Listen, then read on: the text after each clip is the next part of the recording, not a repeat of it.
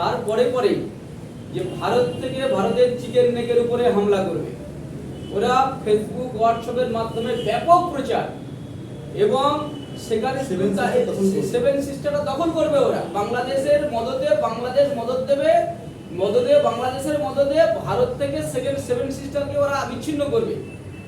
তাহলে আমাদের এই বিষয়টা ভারতের সার্বভৌমত্বের উপরে আঘাত বলে আমরা মনে করছি। দ্বিতীয়, আজকের যে মণিপুরে যে অশান্তি চলছে, এই মণিপুরের অশান্তির পিছনে বাংলাদেশের ভূমিকে ব্যবহার করে মণিপুরের মধ্যে অশান্তি পাকানোর পুরো ছক পরিকল্পনা চলছে।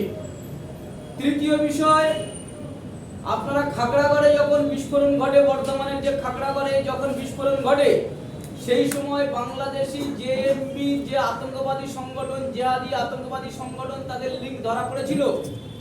আজকের বাংলাদেশের এই পরে এই যে পরবর্তী পরিস্থিতি যে তৈরি হয়েছে, এই পরিস্থিতিতে বাংলাদেশের জেল থেকে যে জেএমবির যে আতঙ্কবাদী সংগঠন ছিল, আনসারুল বাংলা, তাদের যে আতঙ্কবাদীরা ছিল, তারা সবাই ছাড়া পেয়েছে। তাহলে ভারতবর্ষের সুরক্ষার উপরে, পশ্চিমবঙ্গের মানুষের সুরক্ষার উপরে একটা বিশাল আঘাত নেমে আসতে চলেছে আগামী দিনে।